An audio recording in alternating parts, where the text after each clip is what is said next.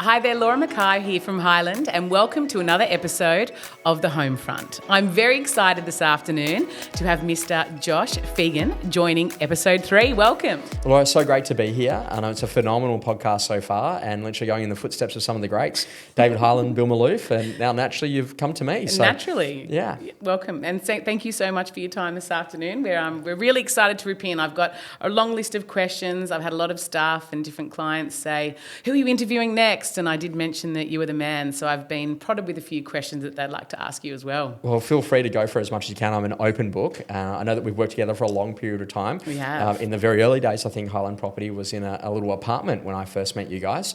I came out, I was with Damien Cooley, the auctioneer at the time. Yes. And we walked through and I was like, is this an agency or someone's apartment? And it turned out that we saw a Dave Highland in the corner, and it's been a phenomenal ride to watch what you've actually done inside the industry. So congratulations. Thank you. Yeah, it's been fun. It's been fun having you alongside our business from the very beginning. I was laughing earlier. I think last year you and I celebrated a pretty cool monumental birthday in the same year. That's right, 26. 26, yeah, plus 14, something like that. And it's interesting because we've come from sort of the same real estate camp, we got into the industry at similar ages, and we've watched a lot of changes over those years. There's no doubt. And I think the big thing is too is that also continuing to evolve all the time. So you're staying fresh and energetic and really driven and purposeful in what you do in business. So you work with some of the absolute top agents in our industry, not only nationally but internationally. And I've got so many questions I'd like to ask you, and hopefully the viewers will get a lot out of it. But a big loaded question, number one. What do you see the top agents in our industry doing at the moment? I think the most important conversation is that, getting a definition for what top actually looks like. Every person that I work with comes from a different age, profile, demographic. They have different desires, they have different time availability, and they're in a position that ultimately they work in very different marketplaces. Yes. So is success about the total number of weeks that you work? Is it about the number of transactions that you do? Is it based on the amount of income that you might produce? Is it based on what you actually do in terms of your net wealth? Is it based on actually just having purpose and having clarity on why you want to turn up every day?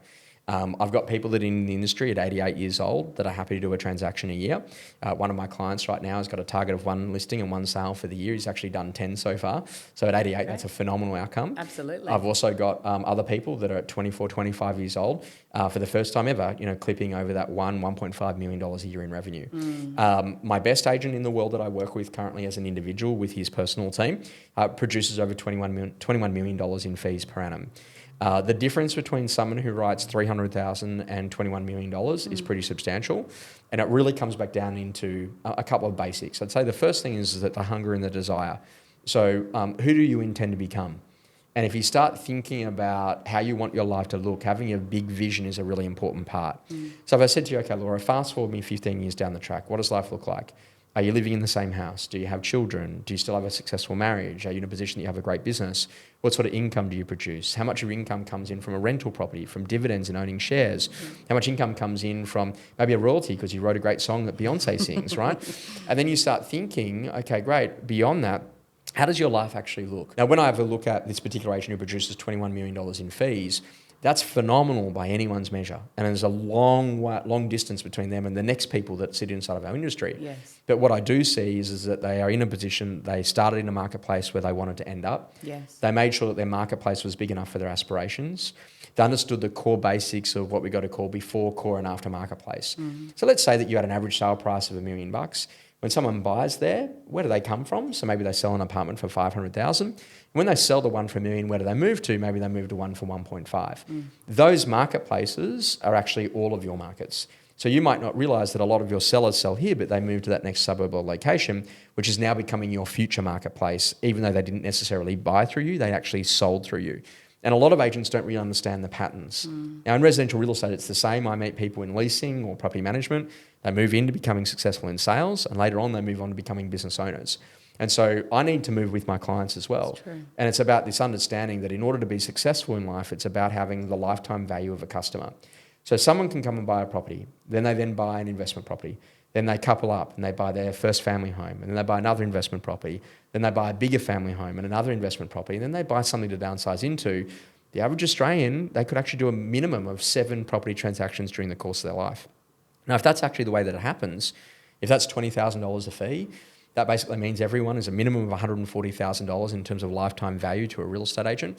Times that by 2, if they give you just one referral on every transaction, that's over $280,000 per person. So whenever I think about a contact, I think, how do I provide Laura $280,000 worth of service over her lifetime? Calling her about what's being listed, calling her about what's being sold, being really clear about where she's at in her life and what her next stages might be.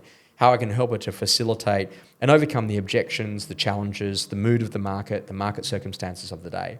So I think if you look at desire, combined with skill set, the ability to want to learn the skills, how to prospect, how to list, how to negotiate, combined with that ability to remain hungry and humble, that's probably a great recipe for success in our industry. Easier said than done sometimes, right? It's absolutely. And I think that this is the interesting thing. I'm very different to most. I'm not a big one for awards. And it's really because I see the greatest reward of all success is actually a client who turns to you and says, thank you so much for what you've done. Regardless of the outcome or the financial outcome that you may well have received or the accolade that you might have received on a stage. And I learned that very early on in our career. We were very lucky to do the auctioneering championships, and through the Australasian Auctioneering Championship program, there's a number of times that we went to try to win that and we didn't, and there's a few of us that were doing it at the time, and we'd always think that we were, we weren't that successful because we didn't win the title. But later on what we learned is it was more important about the person that we were becoming. And that ultimately that you learn more from setbacks than you do from success.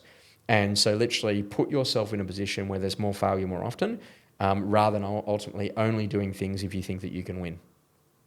Pretty cool. Yeah, it's a great way to, I think about life in that, sure, you can be awarded the number 1 or the number 2 or whatever it is that you do, and that's a beautiful feeling. But I always think that ultimately there is a moment to celebrate your success, but then you've got to get straight back to work. And that's the important conversation. There's always another customer to be served. And I think that if you have a look at the Highland property journey, whether or not it's your first transaction or probably the 20,000th transaction, it's still a transaction today that needs to be facilitated with excellence. It needs to be 100% compliant. No one can get bruised in the process. And we've got to make sure that we maximise sale price, that we reduce risk, that we make it easy, and then ultimately that we get people sold. In and the you have sales happy environment. clients, right? That's Exactly a huge right. thing. Back to obviously, how many times you might work with the same particular family or client. You want great results and very happy clients at the end. That's the best. For me, that's the best part about Best real outcome. estate. Yeah. And you hear that a lot of people would say, real estate agents don't rate highly on careers. And I'm like, well, it's pretty hard for them to rate high. Because if you work in a very hot market like we do in Sydney at the moment, and I know that you guys have branched out into some of these beautiful lifestyle marketplaces in the Highlands, what you've got to realise is that if you are in a hot market where there's a number of buyers, people are going to be disappointed because, you had a budget of 3, everyone thought it was going to sell for 3. In a hot market, all of a sudden it sells for 3.7 and no one saw that coming. And then unfortunately, you're going to hit marketplaces where the property should sell for 3 and all the evidence is it will sell for 3. But there's 11 interest rate increases or something changes in the global trade winds and all of a sudden you can't get a buyer on it above 2.8. And the lesson is that to realise as much as possible, just don't bruise people in that process. That's right. And there's a difference between getting lucky and there's also a difference in having a skill. And I think that if there's anything that I've seen myself and David and Johnny Schwartzer and all the others that have worked through the Highland brand and have stayed for many years, is that they're absolutely skilled practitioners about learning to read the play and knowing what to do next. So that if it doesn't sell at auction, what do we do? If we get an offer in week 1, what do we do? And actually being able to really know what to do. And I think that that's a real testament to the brand, is about making that decision that we provide the right advice at exactly that right point in time. Yeah. Yeah, which we do lots of training on. Yeah, and that's then true. You come out to our office all the time. And, we're big on that, staying in front of, I suppose, the curve and watching what's happening, but also making sure our agents are constantly doing the right thing, are constantly aware of what's happening, how to manage certain situations. Because the thing about real estate, there's 101 ways a deal can go. Probably that's underestimating. There's way more than that. So it's how to manage that particular thing at the very time that that it's thrown at you. And I think one of the biggest things that we've seen you guys do, which you build an incredible platform for success, is about taking the next generation of agents and growing them and teaching them what you have learnt so that they don't have to go through some of the really challenging circumstances that we've been through. And I think that this is interesting, that if I think about, what is the intellectual property about how we bring a transaction together for today's modern consumer, whether they be a buyer, a tenant, a landlord or a seller, or what we do for our internal customers about how we actually grow a great property manager, a phenomenal operations manager, an amazing receptionist, a great salesperson, so that naturally they can be incredible for our clients in being able to get the result and the outcome that they achieve, regardless of the conditions of the day. It's true. You and I were saying before, obviously you ran a big training session earlier today, I believe, and hearing feedback around what's happening in the market and so forth. People questioning whether real estate's the right career choice, I suppose, for them at some point. What do you think the best attributes of you need to have to work in this industry? Jim Collins says that there's an ultimate intersection in life. He says the first key thing is you got to love what you do. People can tell if you love what you do. I agree with that. That's demonstrated by what? Turning up, energetic, looked after yourself, wore the right thing, didn't have any spills or stains on your suit. You get the idea. The secondary component is then being in a position that you're in the pursuit to become the best in the world at what you do. And that's absolutely getting into a position of mastery. Thinking about, how do I become the very best negotiator, the best on the auction room floor, phenomenal in how I run an open for inspection, the basics of what I actually do to extract an offer from a buyer, to facilitate that offer process from the buyer's point of view. So best in the world at what I do, starting to think about, okay, great, making sure I've got the good energy. The third component is a really interesting one, is that then, putting yourself in the position that naturally you love it, you become the best in the world at it, and you work hard every day to actually show everyone that you're doing the right work, becoming that role model status. And if you're thinking about those three things, it makes a lot of sense. Am I the best in the world at what I do? Not yet. I've still got a long way to go. Do I love what I do? Absolutely. Yeah, I'm in a position to work really hard at it? Yeah, without a doubt. And I think that a lot of people forget that work is probably one of the most stable things that you'll have in your life. And I always say that real estate is one of the greatest lovers of all time, because no matter what's happening at home, it's always there. And there's always something to do. It definitely doesn't go away. Yeah, that's true. Just ask my kids when I take the phone calls at 9:30 at night. I mean, that's the reality of the game, right? Yeah, absolutely. Well, and I think Bill Maloof talks a lot about that in terms of accessibility. He does. And there's a big conversation of being able to switch off and switch out. But what I've found is that the greats actually have to switch off. They don't have to switch on. They're always on. It's true. And I say this to you, like, Laura, in the course of the next 10 to 15 years, do you think that life is going to get busier? Is it going to get faster or slower for you? And most people say it's going to get faster. Yeah. So you're going to get better. Year on year, yes. So you're going to get better at what you do. Yes. And so more people are going to want to use you. So how are you planning on coping with that new level of demand? And this is about like learning to remove the things in your life that you no longer need to do, where you can get some great people to help and to support you, to allow you to actually be able to demonstrate your excellence in the areas that you've become the best in the world at. And I think that that's a really important mechanism, is that, your job is to do the sorts of stuff that actually energize you, that actually make you perform, and to realize that you are 100% in the results business. You talk about sort of, I don't like using the word work-life balance, I just said it, but that sort of thing about how hard you work and the hours that you put in and obviously the rewards as well. You run a phenomenal calendar. You're planning, I know you're planning next year out, no doubt. I'd have to speak to Kylie. You're probably planning the year after. How do you give yourself breaks and what do they look like? How far in advance do you work your year, I suppose? The mistake to think is that I already know what I'm doing. And that's actually the truth, is that many times I've stumbled upon really important lessons that I've been taught in a harsh way. And when I first began my business, I lost 50% of my clientele in one day. At that point, I was doing a smaller number of events, and I had one client that was buying 50% of my book at the time. And an interesting conversation is they had put on a new CEO and they needed to make it look like they were making progress. And so they thought a new trainer would be a good way to do that. And before I came along, I think that residential real estate, they would probably change trainers every 18 months or so. That was kind of the vibe. And I just said, no, I want to be here for life. So when I lost that business, I was panicked. I got a video camera crew in, we went to go and record a video, and I was so stressed, I actually walked out of my office, but I inadvertently forgot to take the door. And I walked through a 3 metre by 3 metre plate glass window. And naturally, there's a scar here on my hand, there's a scar here on my leg, and I was rushed down to St Vincent's Hospital, and the blood was pouring out like milk down a sink. And I was so stressed about what had gone on. And the nurse said to me, drugs, no, alcohol, no, gambling, no, what's stressing you out? And I said to her, I just lost 50% of my business. And she said, and why is that? I said, well, literally I'm here and I'm trying to get work for next week, and now I've lost that and I've got those days, and what do I do? And she said, you're silly, you should organise your year in June for what you're going to do the following year, January to December.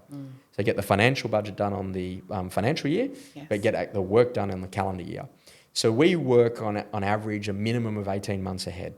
And that's about planning. I'm reading a book at the moment about some the destinies of some of the greatest dynasties that have actually existed in life. And they say that these families have a 100-year plan.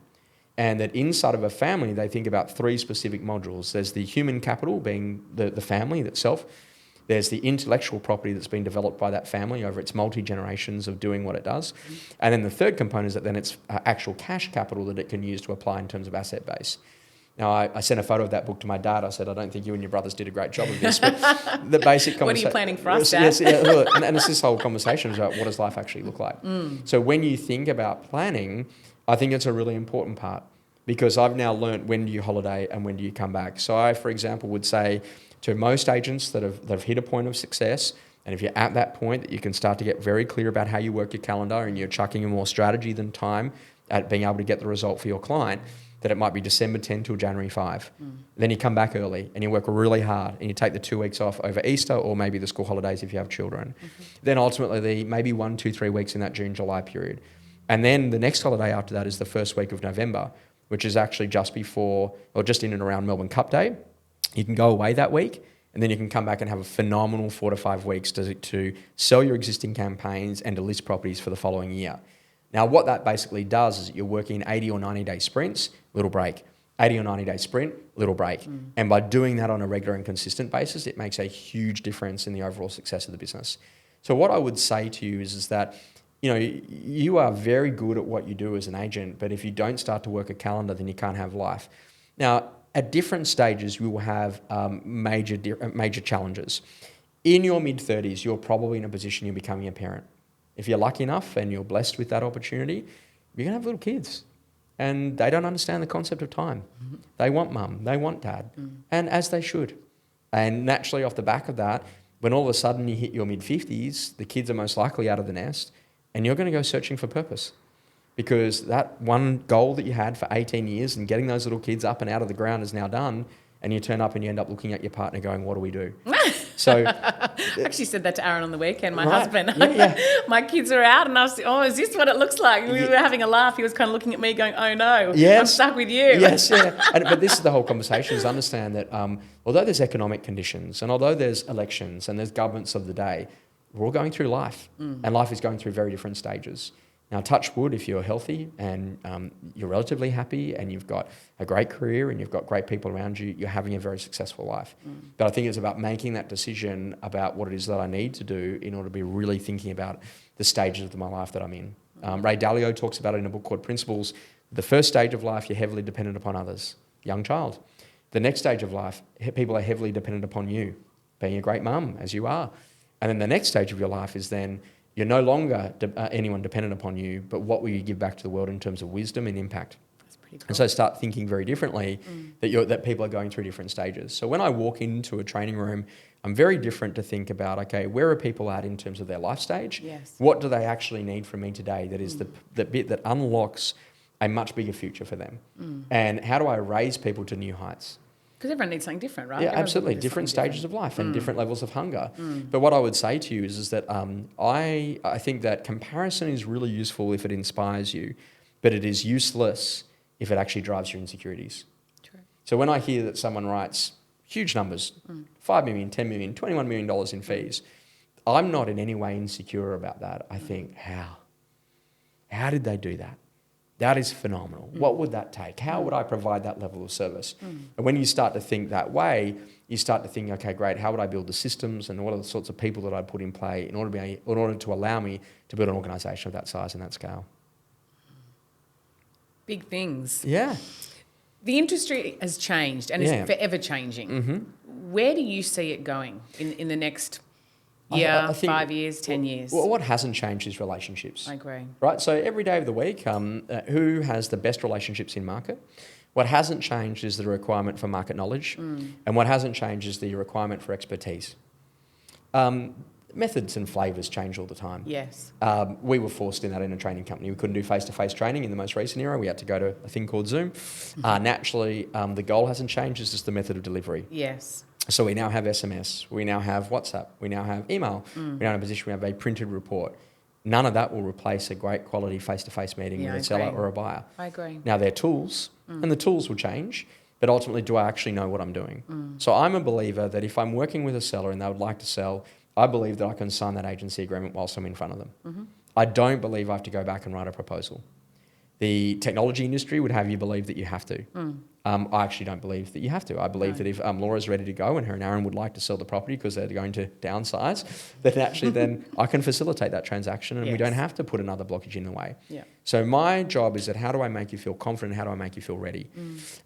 What is very clear is the appetite of the next generation to want to work is very different. It is. And the whole conversation is that affordability of housing is a real issue. And people say, well, how am I going to get to $1 million when I'm currently earning $50,000, $60,000, $70,000? Well, you're going to have to learn that you have to get paid based on result, and that will never change. And so one of the great things about a residential real estate career is it's one of the only industries where results payments are still in play. And so you've got to realise that you've got the chance to work in one of the most incredible industries that you'll ever find in the entire world. And I can have a 23-year-old earn more than someone who's been in residential law for 40 years and is a partner in a firm. And so the skill here is that do never ever think that it's about age. It is 100% about the stage of your development and your growth, of who you're hanging out with, what sort of ideas are they putting in front of you, and what's the platform for success. Now, one of the things that I've identified very clearly in working with Highland is that when I go into that room, I'm very clear about what I communicate and when I communicate and how it works. And you're the closest to the belief of how Josh Phegan runs the religion of how residential real estate actually is enacted, because we're not about doing things that don't produce results for clients. We're not about egoism. We're 100% about actually becoming the best at what we do in the world and having a great life around it. But you must realise at different ages and at different stages, different things will go on and different things will be important. So balance will always be elusive. What happens if I said this instead? How do I live a dynamic life? How do I live a full life that actually gets me the experiences that I want to have? And that requires you to actually have a bit of planning about what success actually looks like. Now, in the Matrix film, they talk about the red pill or the blue pill. And I think about that literally the red pill is the one that you learn a life-altering idea that changes the entire way that you operate. And in the blue pill, you just take the same conversations as though it's actually the norm. The life-altering conversation is this: you are in charge. Make the decision on what you want. Do you want to own a house? Would you like to have a great marriage? Would you like to have great kids? Would you like to have income coming in outside of your residential real estate career? Would you like to be the best in the world at what you do? Would you like to really love what you do? Do you want to be in a position that you've got great health? Then what are you doing today to lead towards those outcomes? And none of that requires any money. It requires time and energy to think about what's actually important to you. What I do with agents is an interesting thing is I say, okay, great, what do I find you doing outside of residential real estate? So when you're not at work, what do I find you doing? So that for me is very interesting. I'm very passionate about motorcycles and I love world travel and I love great experiences with friends. I've got a mountain bike and I love saunas and I love reading and I love doing all of those things. So if I'm not doing the residential real estate bit, I'll be doing one of those other things. And I think that you might call that purpose. I like to call them energy centers, so that naturally I've got great energy for life because I'm always on the go. I'm always working at something.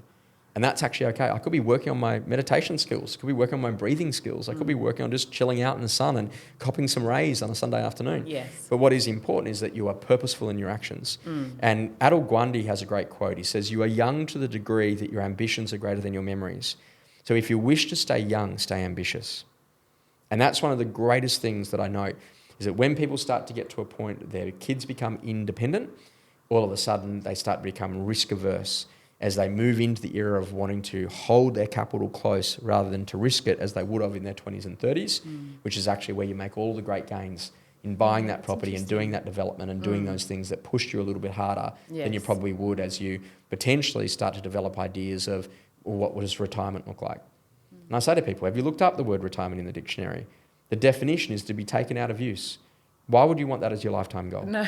So now I do understand the benefits of lifestyle working, Yes. of literally being in a position that I could work 20 to 30 hours a week and I have certain numbers of weeks a year off. But it's about only you can create the balance that you want in your life by deciding what is important to you at this stage of your life. So knowing what you know now, what's the best advice you'd give to an agent who wants to stay in this industry for a very long period of time? What I'd say is that literally never give up. Your client base is not one transaction. Your client base is multiple transactions. And I don't really think about it as a transaction. I think about helping someone to facilitate the stage of life that they're at. There are some really exciting moments in life. having a baby, getting married, job relocations can be exciting. There are some very painful moments in life. The loss of a loved one, a deceased estate, a marriage that hasn't been successful, a business that hasn't been successful. And I always think about that. Will Garuda wrote a book which was called Unhospitality. He had the Union Square Project. And it was fascinating because in that he would say that he would walk into the restaurant and there'd be this family and a 21-year-old daughter, and they had that glass of champagne and they were celebrating her 21st birthday, and it was a very fun and exciting moment. Then naturally he then went over and he had another lady who was on a table on her own, and she was in her mid to late 60s. And as he looked at her, there was a tear that was coming from her eye. And he thought, geez, wow, what is going on here? And as he started to open up that conversation with her, what she actually revealed was that naturally this was her first night out having a dinner after her husband had passed away 3 weeks ago. And he was in this position that the family had now gone, and this was her first moment in life to have to truly face life without her partner. And it's that whole idea that he said that sometimes we actually get to share in some of the greatest moments of someone's life, and other times we're actually there to offer a brief moment of solace in their most painful ones. And I always think about that a lot, because I think about, to be a great real estate agent, you're going to have to facilitate all of those experiences you see it for all. people. You're exposed to everything, of Yeah, course. and at 10 a.m. you're listing an incredible property and it's amazing, and at midday you're dealing with one of the most challenging circumstances in someone's life. And you actually have that ability to metaphorically take someone by the hand and to walk them through to a much better position in life. Yeah. And I think about that in terms of the lifetime value of a customer is an important concept, because if I only worked with new people, I'd be broke. That's why I've worked with Highland for such a long period of time, is I made the decision to want to work with people that were aspirational. I wanted to work with people that were ambitious. I wanted to work with people that were prepared to follow systems, take advice. I wanted to work with people that would take that advice and kick it much more further than I ever thought it could go. And when you start thinking about what you can do with your customer base, it's phenomenal. And I think that like no customer should ever go wanting. They should always be able to be served by what it is that you're doing being a great agent. So that's the detail, isn't it? If I lived at Smith Street and you list a property next door, ring me. If a property in Smith Street is listed by another agent, ring me. If a property sells in Smith Street, ring me. If a property sells in Smith Street, ring me. Yeah. If you find out that I'm going through a particular stage of life, ring me. Offer that moment of solace or celebrate in that moment of enjoyment. Josh, I love this one because it shows us an insight into who you are in your brain and what excites you. The dinner party question. You could pick anyone in the world. Who would you invite to a dinner party? It's an interesting conversation. I'd say David Highland because he owes me a dinner. In all reality, there's one person that I would love to meet that I think has made a profound impact on my life, and that was a guy by the name of Tom Peters. And Tom has written many great books. The Excellence Dividend was his most recent one, and in that, I think that he is actually that excellence can happen in any moment, and it's about making that decision to make it that way. And he talks about this moment in life where they were literally, it happened, 9/11 had happened. And a couple of months later, they were trying to work out what to do with the site of 9/11 in New York. And, that's, a lot of emotional issues and things around that. And what does that actually look like? And on the front page of the New York Times, there was a heading and it said, "Don't rebuild, reimagine." And I think about that a lot, that literally don't try to rebuild your life, reimagine your life. And this is the big difference of where people have got to think. If you are someone, for example, doing 20 transactions a year and you want to go to doing 25 transactions a year, you will tweak your way to greatness. It's one extra listing, one extra sale, way I go.